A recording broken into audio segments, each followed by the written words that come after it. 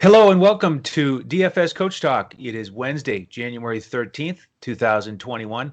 I'm Andrew Hansen alongside Joe Sarvati, who is affectionately known as Coach, and we are getting ready for a 7-game NBA DFS slate. And Coach, we're coming off a monster lineup that you put together yesterday, 337.6 on Fanduel. We had a fun little sweat there for a while, and it turned out as a solid winning night.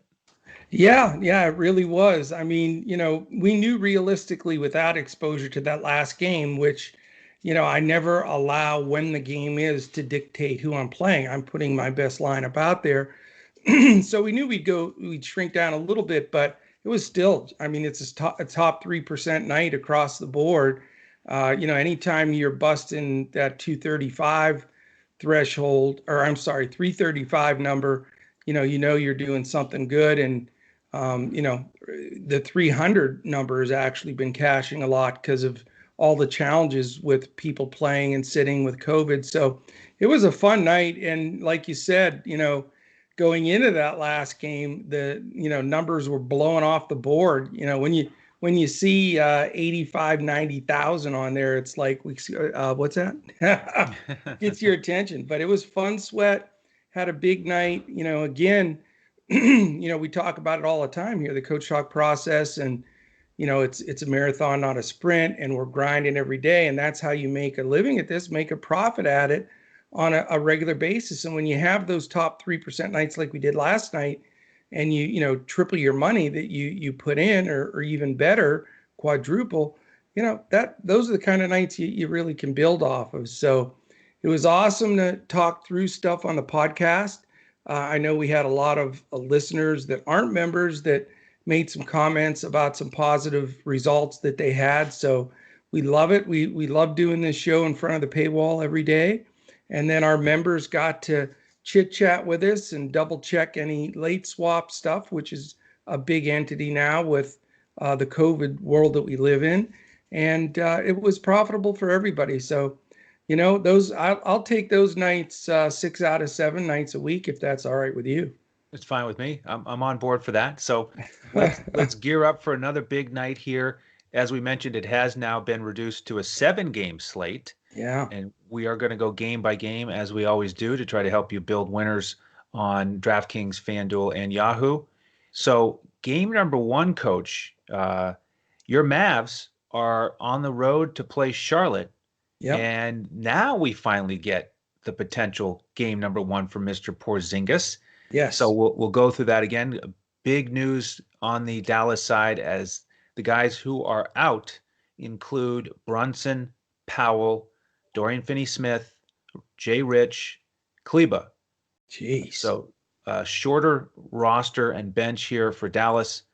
On the Charlotte side, I am not seeing any significant injury news. So it's really all about your perspective on Dallas here and how it's going to work out with Porzingis in the mix. Yeah. Well, now that we're with the way we're rampaged with it, once we visit Charlotte, you may see some ramifications of that a couple days from now. But yeah, it's funny. I mean, it's blowing through some of the teams that are just getting massacred by it, and then there's other teams that haven't been touched. So it's a wild thing, that's for sure. I mean, I went through it. I know exactly, what you have to deal with there, and between the contact trace stuff and everything, it's a miracle that they've been able to play as many games as they have. But this first game, it's 7 o'clock game. We have the Mavs favored by 4 with a 221 total. The Mavs with all those key guys out, it is a serious situation. However, they traveled there with 12 players, so they have a 12-man bench, even without all those guys you mentioned. Granted, the last 4 are G League kind of guys that you don't want to put in there, but I'm still on the same stance I was, when Porzingis was going to debut the other day. I'm not going to go there. I do not trust Carlisle and the Mavericks allowing him to play enough minutes to make enough of an impact to pay that salary, because his salary is still high, fairly high. And I'm thinking 18 minutes maybe. and that's just not enough for me.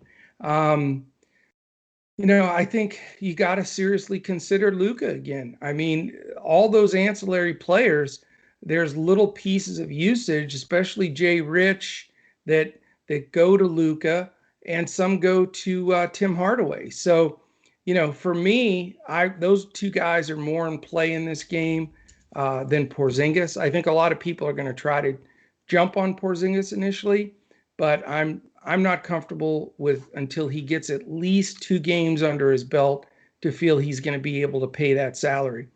And then, I refuse to say anything negative about the Hornets anymore. I mean, I've said multiple times on these podcasts that they're the worst team in the NBA, them and the Thunder. And all that happens is the Thunder and the Hornets win all the time. They're like combined 8-3 in their last 11 games. I have no idea how. I guess it's the advent of Mr. LaMelo Ball. I mean, I know that we've shied from playing him because his salary is so high, and he's still coming off the bench, and you have that, quandary of who's the odd man out. But, they're playing at times all 3 guys, LaMelo, Devontae, and Rozier. So, I got to consider LaMelo at this point with just the way he smashed. I mean, 3 games in a row, he's gone like 7x with a big salary. So it's hard not to go there. Here's the problem with this game, though. Dallas is all the way up to 3rd in defensive efficiency, which is phenomenal. They were 26th last year. Unbelievable turnaround. Charlotte is 8th. So obviously that's a big piece of what has sparked them into, winning record. And then you got the other side of the coin, which doesn't help, though, as well. It piles on. 25th and 21st, respectively, in pace. So 221, I don't know if they get there. And, this game scares me. I'm going to consider Luka in a pay up spot, possibly. And I'm going to consider LaMelo because, without all the perimeter defenders that Dallas has, their best ones, Jay Rich and Brunson and all those guys, the Mavs are not defending the perimeter like they were when those guys were playing. So, you can certainly look at all 3 guards from Charlotte, and, you can get much cheaper on Devontae, and Rozier's a little more costly, and LaMelo's expensive, but I do think they have the potential to smash. And, for the first time, LaMelo's truthfully in play for me. Yeah, you mentioned the 3 straight 7x type performances from LaMelo. Yeah. And the thing that is comforting with LaMelo, because it is a 3-headed monster, is you like the minutes now off the bench. And how about 3 straight games with double-digit rebounds? It's amazing. He just has a nose for the ball. He picks up steals in bunches. And that's why, you can feel better about playing him than the starting guards, because he comes in, grabs all the rebounds, picks up a couple steals, and can fill up the stat sheet and not have to shoot well. He was 3 for 13 from the field last game, but he still smashed because of everything else. So he is in play for me, but I really do want to pay up for Luka here. So I'm glad you're open to that and feel solid about it, even though I agree it might not get to 221 here for the reasons you mentioned, but I like Luka a bunch. And I also want to ask you about Trey Burke. With Brunson out of the picture here, he really stepped up. He had 40 fantasy points in only 21 minutes. Yeah, and I know he shot really well from the field, but you got to figure he's going to get at least that many minutes and shots here tonight, don't you? Well, the reason why I'm not looking strongly at Burke or Hardaway are 2 reasons. One, I don't like the game script with the slow pace and the better defense. I just think that that's a deterrent right from the beginning. The game where they both smashed and we stacked all those 2 and Luka, it just was a perfect scenario. You had everything matching up in all those statistical categories. And the other thing is, even Porzingis at 15, 18 minutes, whatever it is, he's a very high usage guy. So, he's going to pull a little from Luka, but Luka makes it up with all those other guys being out. But the guys that I think will lose the shots the most will be those two, because they're the two perimeter shooters that I think, it's that instead of taking that three, they're going to get it into Porzingis or he's going to have the ball running that high post deal with pick and roll type of thing with Luka. So I'm a little bit afraid of going there with those guys for that reason. But I not to overemphasize it, but the Mavericks' three best perimeter defenders are not playing in this game, and that's not a good thing with a team that has three good perimeter players that Charlotte does. So I have a tendency more to look at the Charlotte guards than the Dallas guards for that reason. Okay, great. Let's move to game 2. It is Milwaukee at Detroit. Second highest total on the board for this slate at BetUS, 226.5. There's one game over 230. That's the late night hammer we'll get to in a bit. Over 230. Yeah. Milwaukee 10.5 point favorites here. Of course, they've really started to roll, getting those ratings up. 6th in defense, number 1 in offensive efficiency. Yeah. The only team that can say that. Detroit, meanwhile, 2-8 on the season. Bad defensively, 24th. Bad offensively, 26th.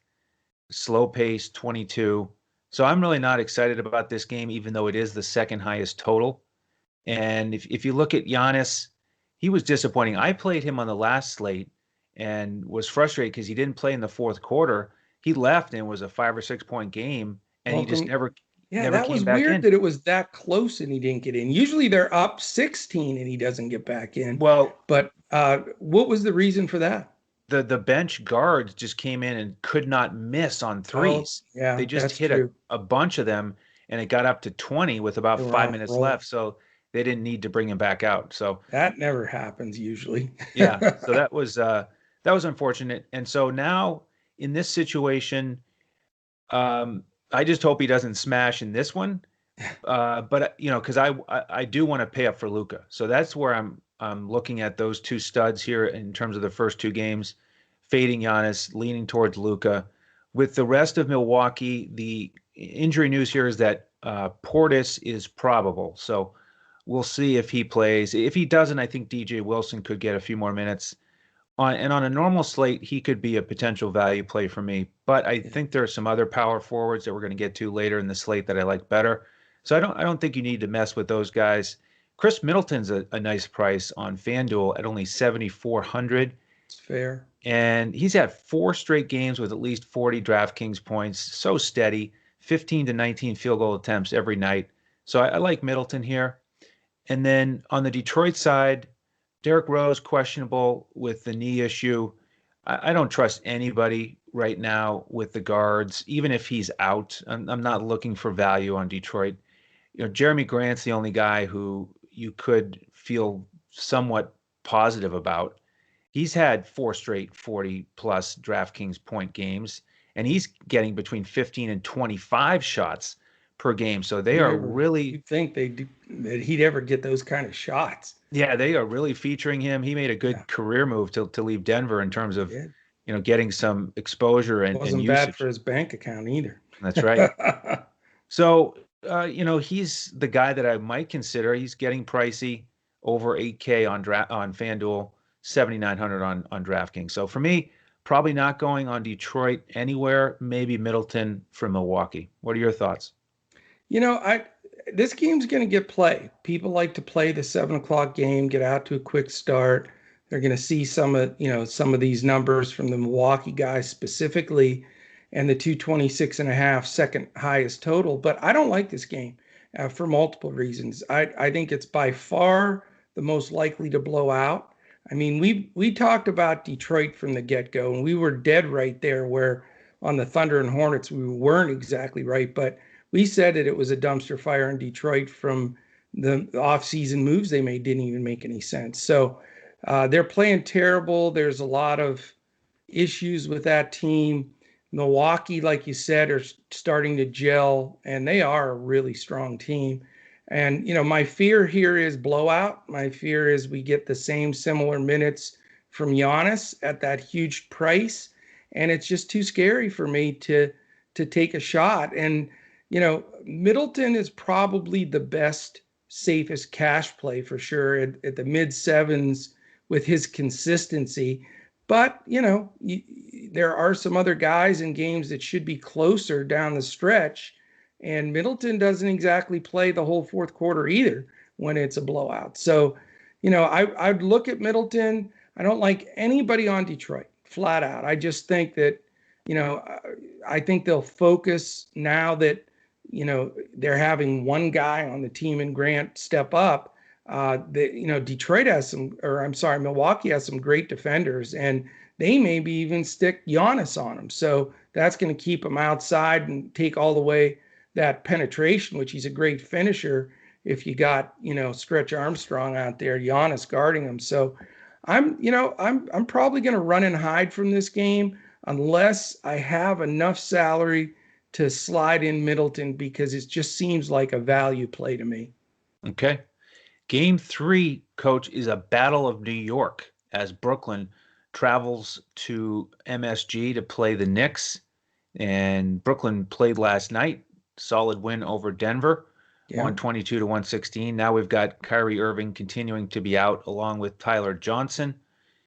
Looks like we may get the first back-to-back of the season from Durant. Over on the Knicks side, Obi Toppin is probable. So he could be back in the mix for his second regular season game. And good old Taj Gibson is available. Wow. They've signed him for some depth off the bench.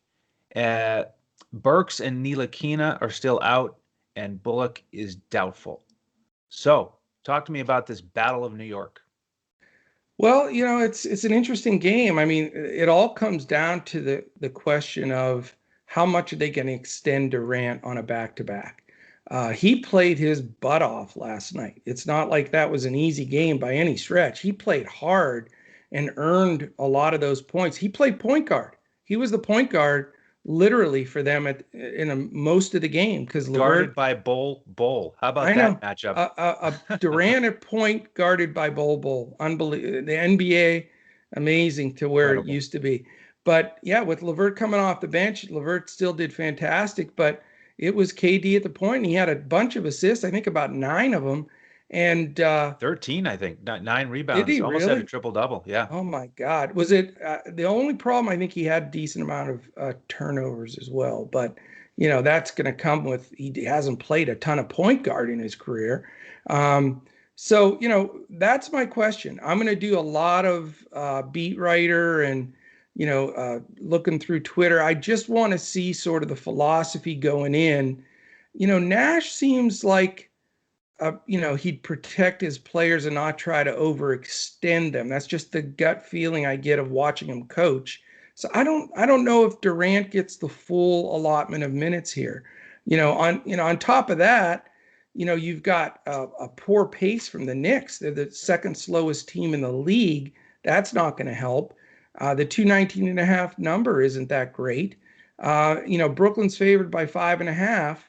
And the other concern I have is Brooklyn's 11th and the Knicks 14th. So you've got 2 defensive efficient teams in the top half of the league.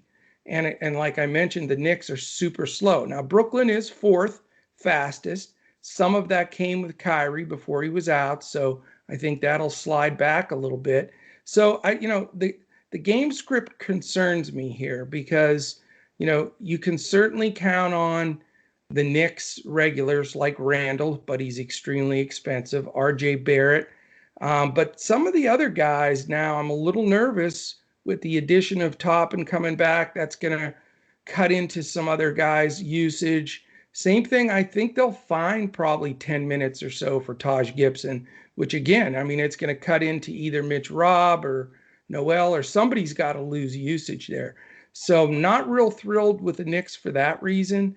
On the Brooklyn side, Karis LeVert is expensive, but his consistency right now is just through the roof. He's been fantastic, but do you accept him coming off the bench And is that going to affect his output? Now, you know, it's going to be dependent on if the game stays close. It's a 5.5 point spread, like I said, so it could stay close. So really for me, I'm not going to play Durant and LeVert, but I want to play one of them. And I need something that shows me that Durant's going to play this back-to-back without restrictions before I'm going to spend that kind of money on him. If I don't find that, as much as it pains me that he's coming off the bench, again, with the rotations, maybe it's best because, you know, he dominates when he's out there. But I think LeVert still has to be in play. I don't like the secondary guys from this game like I normally do, though. I'm not going to consider Harris or, Allen, who's played well, but not, I think he's got a tough matchup against Mitch Robb, and Noel's a shot blocker as well. So, not my favorite game, but a key piece probably from Brooklyn that will come out of this for me. How about you? Well, I'm a little tiny bit more hesitant on Brooklyn on the studs. I don't want to play Durant, and this is the first time probably all season that if he's going to suit up, I don't think I'm going to play him just because, again, I want to pay up for Luka and spend my money in other places. LeVert is a tiny bit in consideration for me. The last time they had a back-to-back, he got almost 60 fantasy points, played 36 minutes. So I think he's young enough to handle it. The problem was Durant didn't play that game. So like you said, if LeVert comes off the bench, I just don't like his price tag, 8,000 on both sites. So for me, it's risky. I'm hesitant to play him. There is a chance I'll go with a value play with Brooklyn. That's Bruce Brown, who, if he starts again, 3,300 on DraftKings, 3,500 on Fanduel, that's pretty solid. I can take that, and that's going to help me pay up for Luka. On the Knicks side, I agree with you. The front court is a little bit crowded now, and don't want to pay for Randall in this game. So kind of rare that I don't want to play Durant or Randall tonight, two of my favorites all season. Good old Elfrid Payton, 5,700 on FanDuel. He's still in the mix for me. That's probably it on the Knicks side. Yeah, I mean, they are starting to creep his price up finally. He's almost to 6,000, so it's starting to get a little bit concerning. But let me pose this question to you because I think it could be a slate shifter.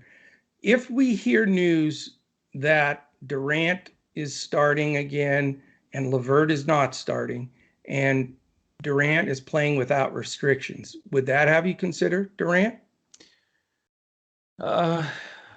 Possibly, maybe on DraftKings. I'm probably not going to do it though. It's a slow paced game. We've got Portland, Sacramento in the nightcap with some expensive stars. We've got a rested Kawhi Leonard. Yeah. We've got LeBron possibly playing without AD. I probably lean towards all those options a little bit more than Durant tonight. All right, second question. If we read that LeVert is either starting or that Durant will play, but he's not going to play super extended minutes, they're going to control his minutes, would that have you lean to LeVert? Then I'm going to consider him. Okay. Yeah, 8,000. Just because I think that news is going to be one way or the other. Yeah, if we get a little bump of news in the positive direction for LeVert, then I can feel a little bit better about 8,000, especially on DraftKings. So we'll keep our eye out for that. And we have some great games coming up. So yeah. Speaking of news, we're right in the middle of the afternoon here. We don't know where James Harden's going to go. He could be a new member of this team by the time we finish the podcast. So a lot of interest here in the NBA today. I really do think that either Brooklyn or Philly are going to make the move for him. They have Houston over a barrel. Houston's already said, that's it, we're done. Yep. So you're not going to see the beard in a Rockets jersey again. So, I mean, the bottom line is they can pay him these millions and he can go spend the day eating the Lou Williams chicken wings at the strip club, or they can move him. So I think now that, and it makes a big difference that you have two teams in the East going for him that are in competition with each other, because Philly and Brooklyn want him. So even though they have Houston over a barrel, I think one of them is going to say, all right, let's get, we're going to trade Simmons, or we're going to suck it up and whatever and make a move. I think it's inevitable, and I'd be shocked if Harden wasn't in another uniform by this weekend. Yeah, it's going to be a major shift in the balance of power, and the East is going to get that much more competitive. It's going to be fun to watch as it plays out. Game 4, Coach. We've got Memphis and Minnesota, 8 o'clock Eastern tip. And in terms of the injury news, Cat is probable to get back out there after he sat out the second night of a back-to-back over the weekend. And with Memphis, our man John Contra is now questionable. So he is trending. We talk about John Contra every day. One of those guys. He's just consistently on that injury report. Yeah. So let's see. For this one, we've got a 221.5 total on BetUS. Minnesota, the 3-point home favorites. Both teams under 500 here. I can talk about Memphis pretty quickly here. It jumped out at me that on both sites, they do not have an active player who costs $7,000 or more. And that should tell you something about this team, their pace, never happens. Their production, their DFS output. It's just not very exciting. Yeah. They play a lot of low-scoring games. So I don't think I'll go anywhere there. Tyus Jones is playing better in the last couple games, but he's over 6,000.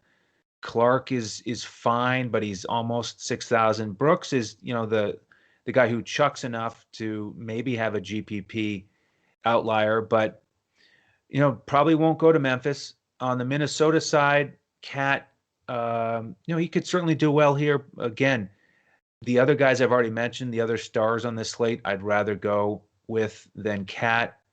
And the only price tag I kind of like is D'Angelo Russell. On FanDuel, he's only 7,500. Yeah. But I do like a number of the shooting guards tonight, so I don't know if I'll go there either. So this could easily be a pass for me. Do you like anyone in this game? I like a couple of guys a little bit here. 222.5, very reasonable, third highest number on the slate. 3-point favorite for Minnesota, so it should stay close. You got a couple of things to like. Minnesota's third from last in defense in the entire league. Memphis has played pretty good D and controlled pace. They're fourth. Pace, Memphis 19. Again, that part of that is just controlling that defensive side of the ball. But Minnesota's 8. They move the ball, get some extra possessions, which I like for Brandon Clark.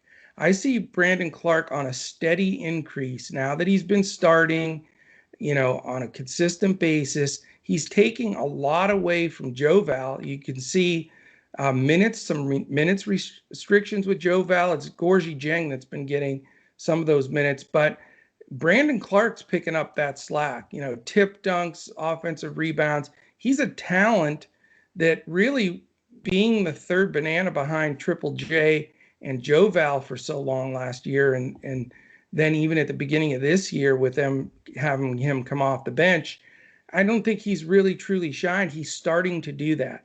And you see his price is still reasonable enough that, you can put a guy like that in there at that price and he can get you 40 plus DFS points pretty easily. I mean, he's starting to get that 15 to 20 real points per game consistently. I just think he's a nice play. Minnesota's interior defense is bad, and I think he fits really well at that price here. I wanted to start trending a little bit to DeAnthony Melton, but like you said, Tyus Jones is picking it up, and you're getting a split there, which is death sentence for those guys. Dylan Brooks on any given night, I've had him when he's had 16 fantasy points and when he's been 7x. So he's inconsistent, his shot's inconsistent, and he's a bit of a risk for a cash game.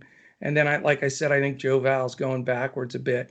As far as paying up for Cat, his price tag is massive. I know it's mainly a wrist injury, but the reason they sat him out is his wind isn't that good. He's not in top condition. So if you have a full-blown, ready, sharp Cat, then by all means, this is a great pay-up spot, but he's not. He's probably, 75%?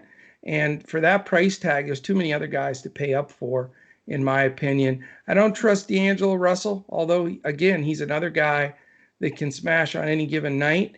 And, Memphis's D is pretty solid. So, I'm probably not going to go to any of the Minnesota guys. I would love to put Beasley in there, but he's so high overpriced. They never seem to drop the number on him. So, really Brandon Clark is my key play here. And I just don't see enough value to really run anywhere else. Okay, excellent. Coach, I was just checking the news as we get ready for the Lakers OKC game here on our breakdown. I wanted to check in on Anthony Davis. Yeah. He's still questionable. I did see that Zion is now out.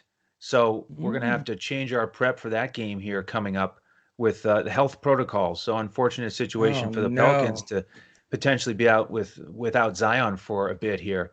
Jeez. But with the Lakers OKC game, the other 8 o'clock tip, AD is questionable, and he has not played in a back-to-back this season, so I don't think he's going to play.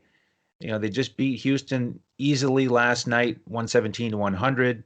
They're playing OKC, who's 5-5, and yes, they had that nice little string of wins, but they lost last night to San Antonio by 10, and now Horford's going to be out. So I think OKC is in big trouble here. I think the Lakers are going to win easily. In terms of the rest of the news for these teams, I don't think I see anything else other than Wes Matthews is still out. Do you have anything else on this game? No, I mean, of course, the Lakers questionable tags, which always screw everything up. I don't know how the NBA lets them get away with that. Just every single game, their key players are questionable. It just doesn't seem right. So, with that being the setup, why don't you walk us through this one? Lakers and OKC. Well, the impressive thing is the Lakers have put the clamps down this last week, and they're now all the way up back in the first in defensive efficiency. They went, they started leaking down there to 8th, and they've within a week taken over first again. So, I sound like a broken record, and they've proven me wrong multiple times this year, but the Thunder I don't see it. I mean, they have Shea.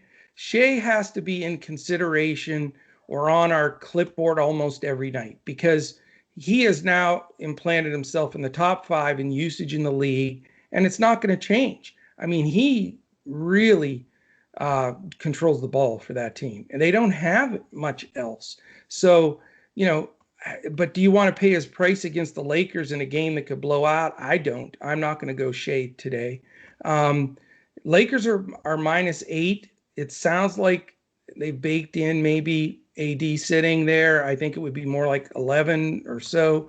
And it's only a 218 total, which is not conducive. The Thunder will try to lower possessions. That coach, who is like the unknown coach of the league that no one can ever remember his name, that's come out of nowhere. I think he was Nick Nurse's top assistant, and he's done an incredible job. I mean, I just cannot believe how he's got this team playing the level that they are with the lack of talent. But I think, like you said, with Horford out, that just devastates them inside with any chance of, I mean, he's the only vet really out there. He and Hill, are that show some leadership.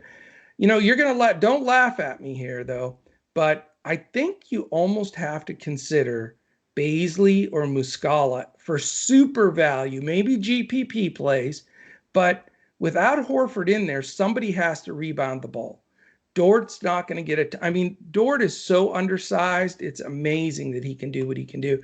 So with Beasley and Muscala, I never thought I'd be recommending these guys on here, but I think they get a decent amount of rebounds. They're going to have to play a lot of minutes with the Lakers size with Gasol and for God's sakes, Harrell and Davis, for goodness sakes, if he plays, which they probably don't need him this game. And I agree with you. I think it's more likely he sits than plays. But, if you want to go super value here, you can go there. I'll tell you what, watching LeBron last night was amazing. Did you see the shot he hit in the corner where he turned and faced the bench like Curry? I he's at his age and how he's playing is just unimaginable. But you know, I don't like the feel of this game because I think it blows out. And I know I hate calling all these blowouts, but I think this game blows out. I think they put the clamps on Shea. People are going to start doubling him and make somebody else beat him. You know, do you want to take a GPP shot on Diallo? I know he's had some solid games. Somebody's going to have to score some points for him, but I'm not crazy about that entire group. And then for the Lakers, you know, in a blowout, they're going to get minutes. You know, I have a tremendous hatred for Talen Horton-Tucker right now for playing 8 minutes and 21 seconds of the fourth quarter the whole time. And in that time frame had 3 turnovers, 2 fouls, and a missed dunk. Now that's, you know, he's below Danny Green on my list. Let's just say I'll put it right between him and Michael Porter Jr. So those guys can all fry for I'm concerned. But anyway, you know, I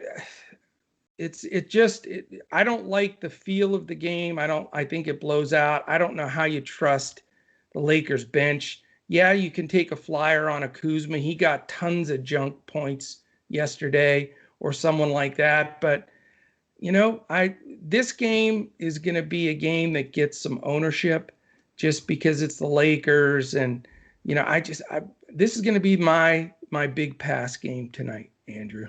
Okay.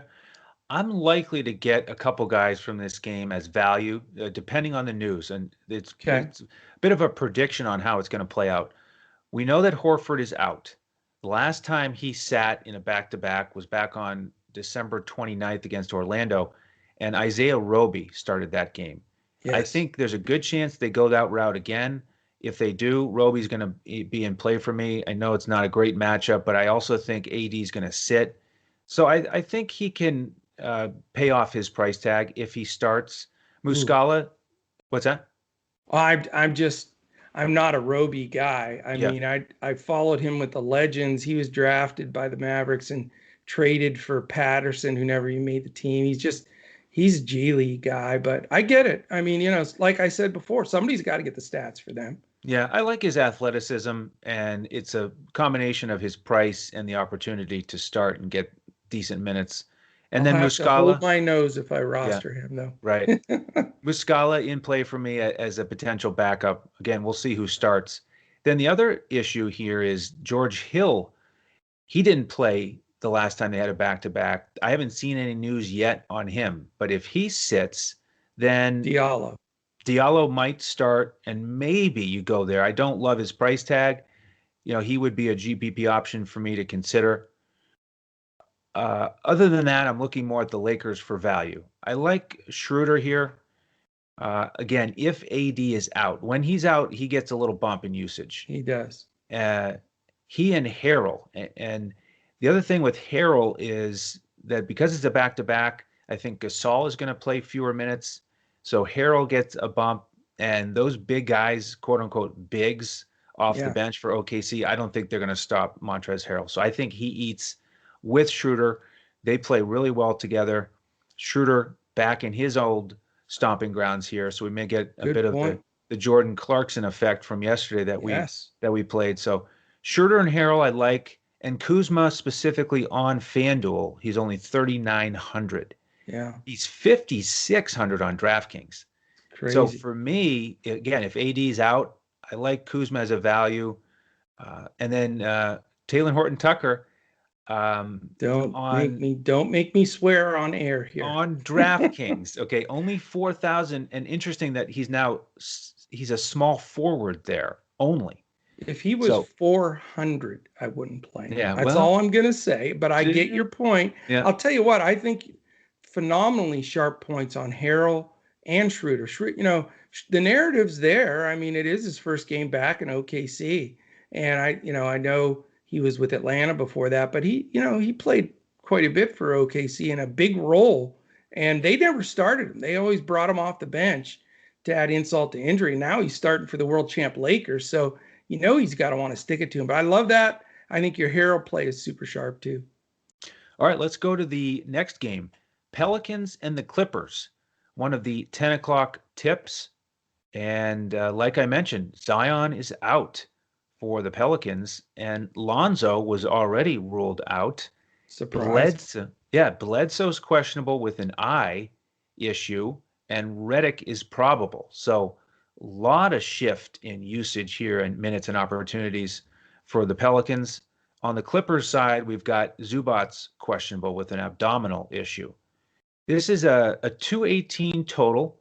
Clippers favored by 7.5 on BetUS. I think that number is probably going to change here before the end of the show with Zion out. The big news for me is Bledsoe. If he sits and Lonzo's already out, then it's Nickeil Alexander-Walker time. Talking about, if he's in the starting lineup. You stole my thunder. Well, hey, we're on the same page. Anytime you get a $3,000 Nickeil Alexander-Walker and he's starting, it's all systems go. Yeah, he's going to deal with Pat Beverly, but with all those injuries, he's going to get lots of minutes and opportunities. So I like him. And, Brandon Ingram is expensive, but with Zion out, I might look there a little bit more. Again, tough matchup defensively. Even though the Clippers are 25th on the season in efficiency, he's still going to be dealing with Paul George and Kawhi out there. So right. It'll be a challenge for him. And then we'll see about the lineup. A guy like Hart could come into play at 4,400 on FanDuel. I'm also interested on the Clippers side here with a well-rested team. Kawhi Leonard in the $9,000 range. I like the spot for him. Paul George, similar, a little bit cheaper.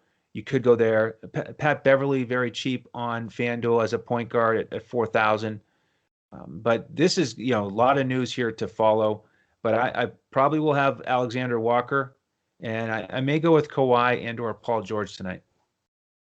Yeah, I don't blame you. This is an interesting game. I mean, it's the most stunning stat of all stats this year are the Clippers being 25th out of 30 teams in defensive efficiency with the guys that we've named. They have 4 first-team all defensive players on that team. It makes no sense. So would love to hear what the coach has to say about that. But, it's odd. New Orleans, on the other hand, is 5th in defense. So, you got to respect that. The problem here, Andrew, is 24th and 27th in pace, which doesn't make you feel comfortable. And that 218 number is pretty low. The Clippers could blow them out at home without Zion playing and Lonzo. So, that comes into play here. And I know it's, I knew the theme was going to be potential for some blowouts tonight. And, we got to call it like we see it. And the Clippers don't extend Kawhi's and George's minutes in the fourth quarters ever when they're blowing somebody out. So I don't want to pay up there. I'll tell you the guys that I like from this game. If the Bledsoe's ruled out, for sure, I think Nickeil Alexander-Walker's the best value play of the day, best guy to roster to help make your team work salary-wise, because even though he's young and he's a bench guy, when he's in there, his usage is high. He likes to shoot the ball. He's not shy a bit, and I think he'd be a fantastic play. The guy I love for this game and the pay up that I'm going to make is Brandon Ingram. I think without Zion, Ingram's usage, well, I know it from looking it up, is Ingram's usage jumps. It jumps 6 points, which is a lot. And then if you have Lonzo off the floor, it moves even further. So I love Ingram in this matchup. I'm not afraid of the defense of Kawhi and George, because they just haven't shown that they're really focused and working as a team defensively as a unit. So I love Ingram in the game. He's one of my favorite plays on the night. And, I'd like to try to get Walker at a discount. And then, really on the Clippers side, once you get past Kawhi and George, there's just a lot of risk because of all the rotation of their other guys. And with Zubac's being, questionable. I mean, the only guy that I would suggest at this point, because his price is still decent, is Ibaka. I know that his minutes have been a little bit up and down, but he's the kind of guy that can easily throw 40 fantasy points if he gets enough run. And it looks like he may get a little bit of extra and not have to deal with the bulk of Zion in there, to get him in foul trouble. So, I like this game a little bit more than you'd expect. I'm just going to, hold my breath and hope it doesn't blow out. All right. Well, the last game is somewhat similar in that I don't want to interrupt you, but before we get to that last game, sure. Let's run our golden voice real quick here from our betus.com.pa offer. And, rather than us speaking it to you, we're going to let you listen to this guy's wonderful baritone voice. So check out the offer we have right now from betus.com.pa. Welcome back, and thank you to BetUS for extending that offer to our listeners. So jump in here while you can. $149. Use that promo code CoachTalk, all one word. Then send us a message on Twitter that you've done that at DFS Coach Talk. We'll send you an email, get you into our Discord. If you're not into the sports betting and you just want membership with us and focus on DFS, then you can do that. Just go to our website, dfscoachtalk.com. You can still do that $149 and you'll still get the membership all the way until April 1st. So you save on the monthly rate by doing that, and you'll get access to all of our sports. We gave out a full FanDuel cash lineup, GPP lineup, every slate, the Draftkings coaches clipboard, and we do that for football, golf, and baseball as well. So love to have my you. Yahoo. And Yahoo. How could I forget? So jump in with us. We'd love to have you. And if there's any questions, just let us know on Twitter at DFS Coach Talk. All right, Coach, now we get to this exciting last game. Portland and Sacramento, 236 total on BetUS, by far the highest of the night. Portland, 3.5-point favorites here on the road. Injury news, we've got Nurkic questionable with the quad that forced him to leave the last game. Lillard listed probable with a dinged-up ankle. And on the Sacramento side, Holmes and Hield are both listed as probable with ankle issues. So lots of exciting possibilities here with this high total. Who do you like? Well, I think you got to have some exposure here. I mean, you just have to. It's 10 points higher than any other number on the board. The spread is close enough. You've got two bad defensive teams, 23rd and last for Sacramento. And you have two top 10 pace teams, 7th and 9th. I mean, all of those stars align for this being a smash game. And, for me right now at this point, I'm considering buying up either for Luka or Durant and then Ingram, but that's it. I've got some money that I've saved up for this game and I want to use it. The big decision I have right now is I am completely 50-50 split on whether to take Lillard or McCollum, because McCollum's a little bit cheaper and he's been outscoring Lillard pretty consistently. He's been just in a zone.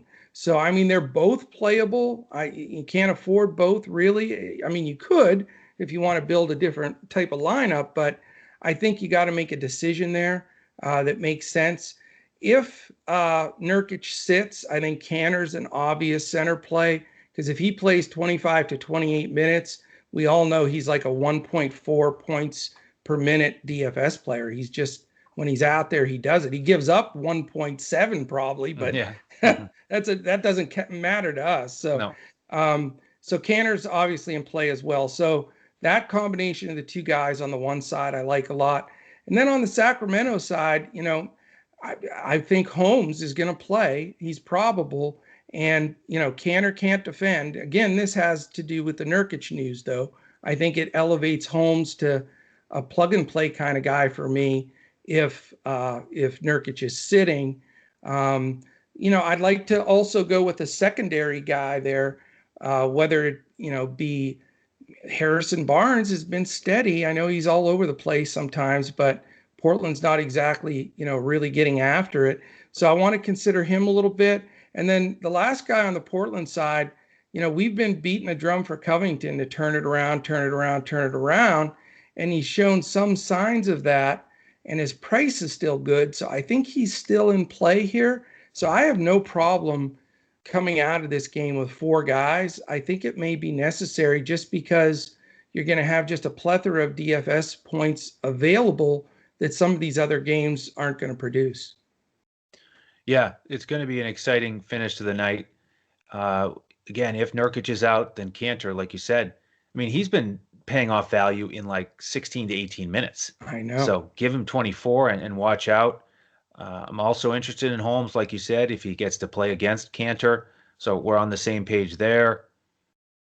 With the guards, it does feel like there are so many reasons and so much data to lean towards CJ McCollum here, but it's just so hard to pick him over Lillard. But I probably will. It's close. He just dominated these guys on Saturday. He scored He 37 points against them, and I know. Lillard struggled. CJ's just been on fire. I don't like investing so much in him, but he's been more consistent this year than ever. So he has. I mean, it's we all know the old Dame time thing, and that can just go bonkers at any moment. I'll tell you, it might not be the end of the world if you pass on an Ingram or something, and you put both guards from Portland in. I mean, they both make their number all the time. I mean, I don't remember the last time McCollum wasn't at least 6x, and Lillard's been up and down, but if you hit his game where he decides he's going to, point to his wrist and drop 40 real points, that can happen at any time. So, maybe it's not out of the question to stack those two. What do you think? Is that crazy? It's possible. I'll have to study it a little bit more.